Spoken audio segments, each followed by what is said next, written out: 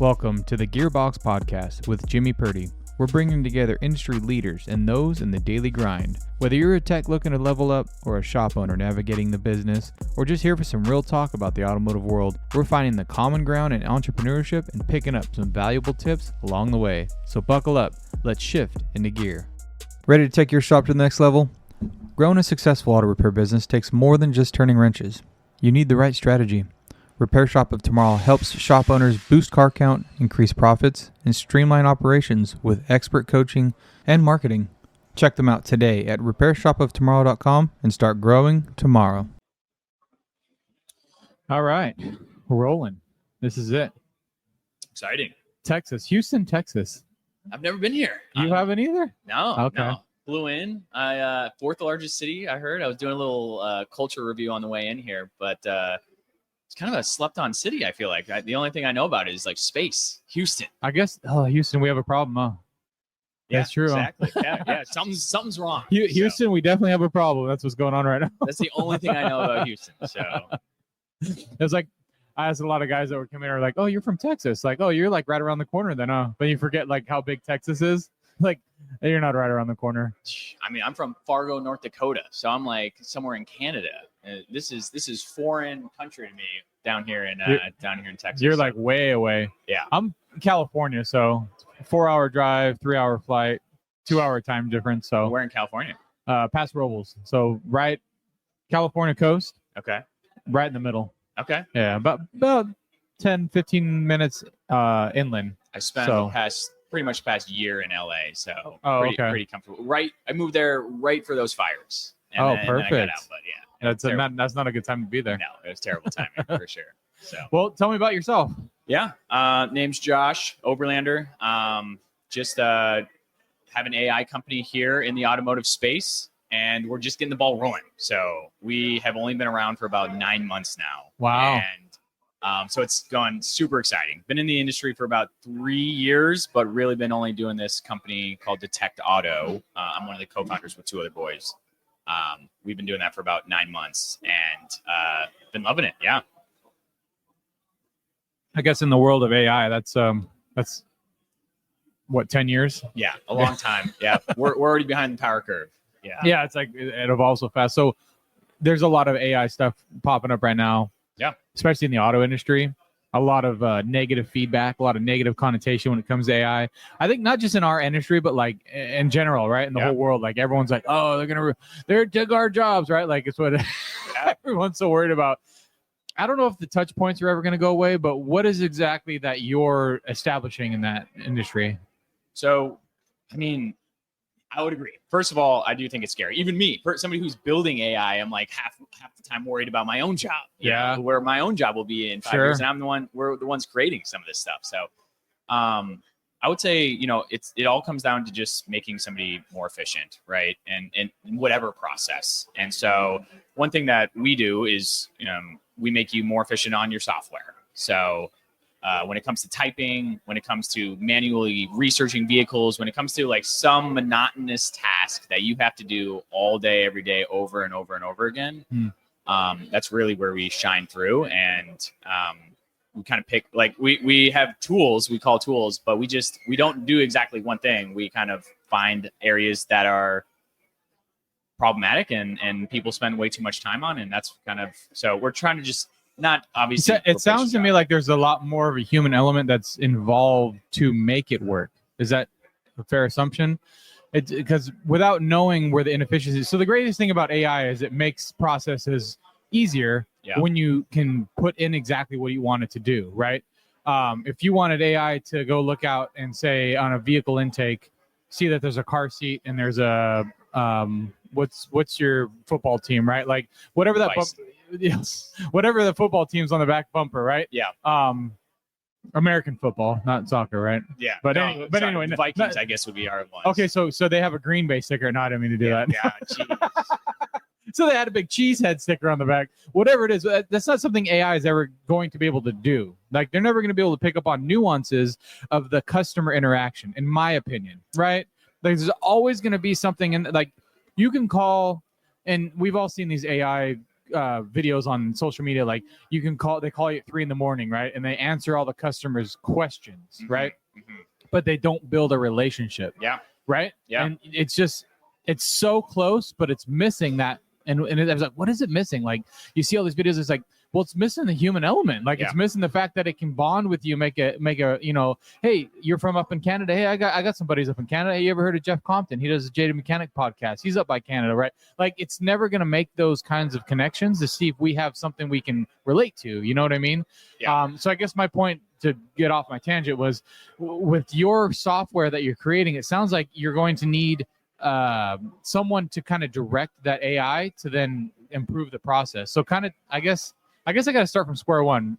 What does it do, or how does someone get your program, your process, and it's day one in the shop? What does that look like? Yeah. So, but I would totally agree. Like AI, especially right now, like building trust, that human factor it's what it's incapable of doing, but one of the tools that we have is, let's say, for example, you bring a car comes in. What we do is we research that car and tell you exactly what maintenance is due on that vehicle. So typically the monotonous task would be, you pull up all of your history, anything you guys have done in the shop, and you're looking through all the history that you guys have done. You look through the Carfax, you compare it to the maintenance interval, you try and do the math back and forth of, hey, this was done there, is it due now? And you're doing this on 15 items, that you want to look for. So one of our tools just does that automatically. So as soon as the RO is created, you just click a button. There's a full report on exactly what is due on that vehicle in terms of time and mileage for that customer based on its history. So super simple tool. So is that pulling the history from prior reports, or from Carfax, or from all of the above? From all the above. Yep. So there would have to be a database for it to pull from in order for it to be effective, obviously. Yeah. So that's why we integrate with other shop management softwares. So right now we're working with TechMetric and Shopware. So you still have to have that shop management software for us to be pulling that information from, all that history that you guys have previously, or the shop has previously done. And that's what we're looking for. Yeah. I feel like that is kind of a missing link. As a vehicle comes into the shop, one of our protocols is to have the service advisors or the technicians look in to see what the prior service history was that's in the reports, or simply go through the vehicle and see if there's anything that's been fixed recently, right? Yep. So it is a pain point. I could see needing that. I could see a lot of friction saying, well, that's what the advisors are paid for, right? Like that's what they're there for, right? Why are you having this new software when you already have a body that can just simply pull on reports? And being familiar with Shopware, it is quite an easy report to pull up. Mm-hmm. Does it take 30 seconds? Yeah. Yeah. But what's your thought on that kind of comment? Yeah, I mean, obviously somebody can do it. Like it would be part of their role. But if the shop gets super busy and it's chaotic and you didn't have time to do it before the customer's in there, now your front of house is all chaos with 5 people in there, and it seems to always be one of the first tasks that gets pushed to the side. They sell the easier work to sell is the safety concern. Hey, my technician saw this is a problem, you need to do this, and that other maintenance work sometimes is a little bit harder to sell. It seems to be one of the tasks that falls off when I could see that you being useful, so that during the inspection process you're not recommending something that's already been done, or maybe does because it's under warranty or what have you, right? Like there's plenty of parts that fail. And so you want to be proactive and say, hey, we noticed your whatever's leaking and we just did that about a year ago. So we're going to go ahead and warranty that for you. Yep. And it takes a lot of that pain or that pressure, that uncomfortable phone call where, hey, Mrs. Jones, valve cover gaskets are leaking. Well, you guys just did that a year ago. Like, oh, well, that's just putting your foot in your mouth. Yeah. And especially like if you have a fluid warranty or something like that, it's pretty difficult sometimes to keep people on track. And maybe, they accidentally went over their 30K warranty. Sure. And our system would be very good at just making sure you catch it before that goes over. Yeah, that makes sense. that I could see that being useful. I guess what my question was targeting is who the shops that you're looking to get into, right? Yeah. So I feel like someone with like one technician, no advisors, just the owner and the tech. I feel like maybe that's not your target market, right? You're kind of looking for the multi-shop or maybe something in between. Do you have like a client avatar that you have created? Yeah, I would say definitely most of our tools target the service advisor and helping them make their day-to-day a lot easier. So, and it would also be good for getting a team. I would say a lot of our tools, if you have a super experienced front of house, they're already going to know what to do. You have the procedure in there. They're probably, can do everything our tool does. But it's really good for a newer team. So somebody who, is getting comfortable or doesn't know the process already, we could just completely do it for them. So for example, another one of our tools helps them get more information out of the customer and by asking good questions. So basically, the customer walks in the door and they say, "Hey, I have this weird noise coming from my car." If the technician just got that and they didn't do like a little research and asking good questions to the customer, and the technician just got, "Hey, there's a random noise here," they could diag the wrong noise, or Sure. They could spend a lot more time diagging it. But what our system does is it gives them it gives them easy questions to ask the customer to get more information out of them so that the technicians spend less time diagging. So it's really just good for a newer team member, somebody that isn't technical, that doesn't have that experience, but maybe they're a great salesperson. So it could open up the door to you being able to hire more people, a more diverse group. And that's what a lot of our tools do. They just empower people and give it a wider range, is able to take on that role. I feel like you're kind of dumbing down AI in a sense. If that resonates. Yeah, what do you mean? Whereas, we have OpenAI and ChatGPT and sure, you can add stuff in there, right? Like you can use it to your advantage if you know how to script or you know how to prompt it correctly, right? Yep. And it sounds like what you're doing is designing something that makes it a little bit more palatable, right? And you're designing it so like, don't worry about the prompts. We got all that taken care of. Here, just use this, and it gives you all the power of that without going outside of your lane or like outside of your bounds. Yeah. Does that sound kind of like what's going on? I think that's a perfect explanation of it. That's what it sounds like. Yeah. So two things, we try and make it super easy, like as easy as possible. Like there's only one path forward for you to go. And number two, we build it in the place they're most comfortable, the shop management software that they use every day. Sure. They don't have to go to another site. It works directly inside where their team is used to working all the time. So they don't have to leave, waste time going somewhere. They don't have to copy and paste. It interacts all natively right inside the place they're used and to. This sounds like something that's going to evolve with that shop, correct?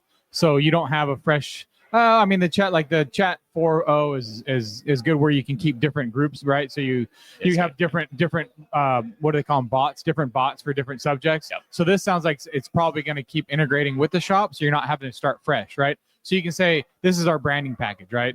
This is how we communicate. This is what we say. This is our taglines, right?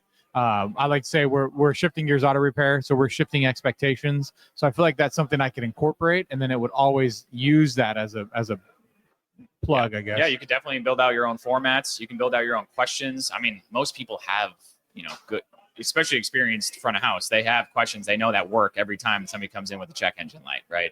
So you can train it, you can teach it, or it'll just learn. So yes. Okay. Sounds like there's a lot going on, a lot more than than the surface level stuff we're talking with it when it comes to this program, because it kind of sounded like a little bit of just helping take on the smaller tasks, but it definitely sounds like you can get it a lot deeper into your shop as well. Yeah, Now, what about the fear base where they're like, oh, now your whole shop's just ran by AI, right?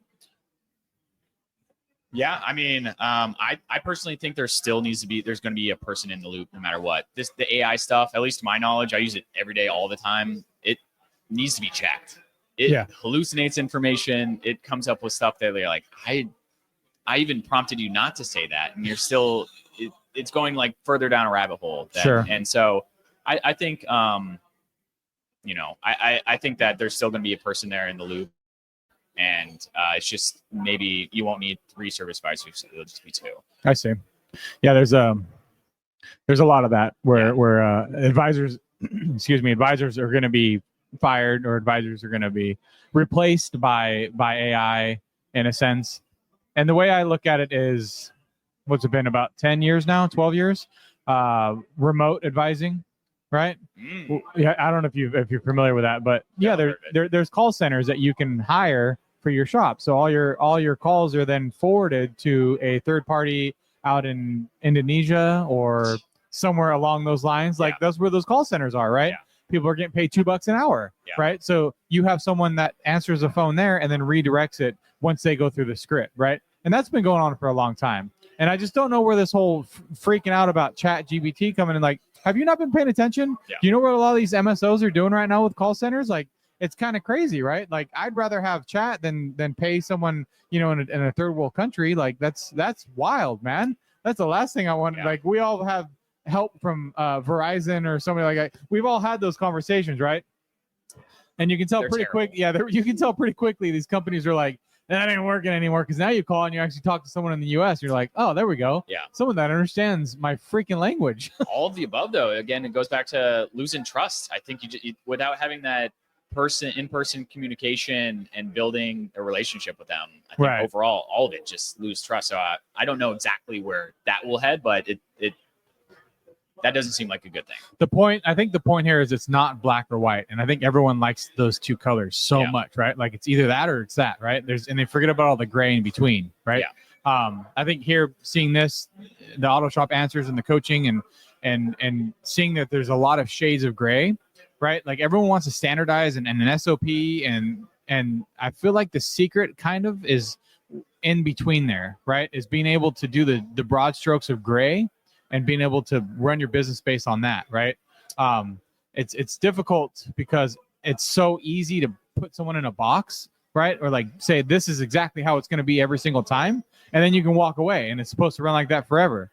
But we're in the customer relation business, right? Like you just can't. No. I totally agree with that. Yeah. And I don't know if AI is ever going to get to that point where it's going to differentiate between the two, And I've used, and I'm sure you have too, and sometimes you'll get a little bit different response on the same exact question. Yeah. And that's kind of strange. And it's like, is that better or worse, right? Is it trying to like paint between the lines, or like what's the deal with that? And I've seen a lot of prompts too where you put something in that says, let me get back to you. And then you're like, is this thing thinking right now?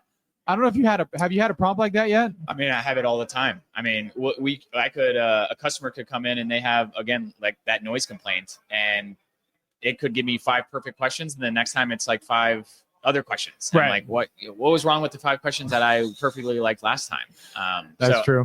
I do think it doesn't like to give the same information, which is very weird. It does like to push out new stuff every time. What about the thinking model? Have you witnessed that, or do you know anything about like the thinking model when it comes? Sometimes you add something in there and it says, give me 24 hours and I'll get back to you. I have not seen that. You haven't seen that? No. That's like the newest iteration I've seen. It's like you put something there, let me get back to 24 hours. And then you wait 24 hours. And then it's like, wait a second. Like, is this thinking right now? Like, is it coming up with an answer? Yeah. What kind of questions are you asking that I don't remember.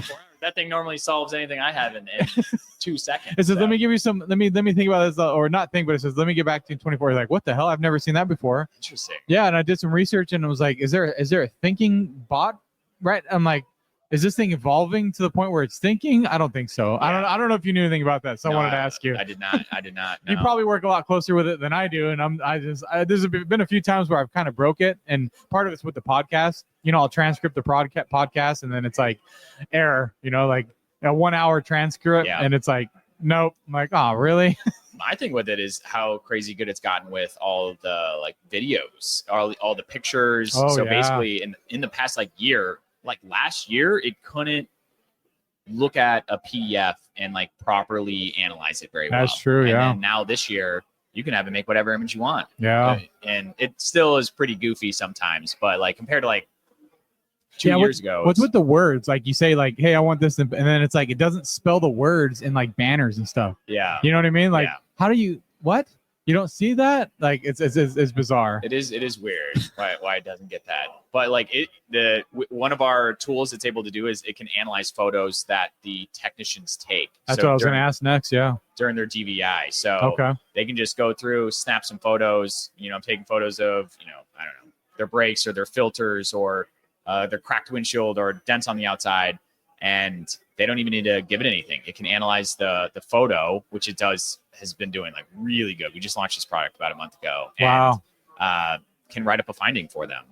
Saves them time. So I think, one of our, at least for me, I hate typing. And I know a lot of technicians. They don't know how. They don't don't spell good. No, I'm just kidding.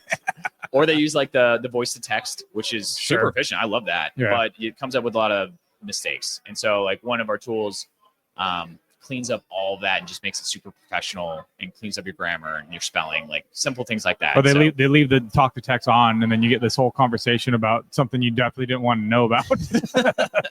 Like, hey, bud, you left your talk to text on for like about 5 minutes. Yeah, under your brake inspection. It's like a huge paragraph. Yeah.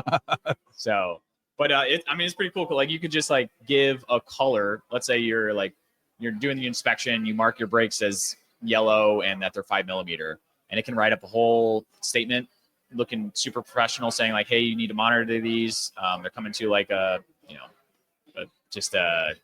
type of or the thickness that you need to start monitoring. Sure. Like that, so. And that sounds like you could probably put can summaries. So that way it's not a different thing for every, you want the same experience for the customer every time. So once it does the one time, it's just going to use that every time. Yeah. Yeah. That makes sense. I can see that being super helpful with the inspections and trying to stay on top of that stuff. Yeah. What's your biggest feedback that you've gotten this year with implementing it? With specifically the like photos and stuff, or just in general? Have you had any any hopefully positive feedback, but any feedback in general that you want to share about shops that have implemented this and what they've seen the difference in? Yeah, I mean, definitely selling more gravy work. Like that's our overall goal. I think people have been super excited. I think somebody who wasn't in the industry, me, I initially came in and heard how hiring is, one of the biggest problems. And I know technicians and even service advisors finding good people to work up front. And I think our tools have been able to make, give you a more diverse crowd that you can hire from. So I think people have been super excited. We have almost had no negative feedback over the past couple months. And I think it's all been pretty good. That's awesome. Yeah. What's the, with the program, you have to have a certain management program, obviously, to integrate. Yeah. What does that process look like to set up and to get someone on board if they're interested in wanting to do it? Yeah, it's super simple. You download a simple extension that goes onto your Google Chrome browser or your Edge browser or whatever internet browser you're using, and it works in about 2 seconds. Oh, okay. So it's that easy. Super simple setup. No onboarding process. I mean, if you want to do the maintenance, we could onboard track which items you want, get those intervals in there. Are you using OEM stuff? Like, there's a lot of specifications, but in order to actually just start using the software with some of these tools, like the asking good questions and the text write up and cleanups, it works right away.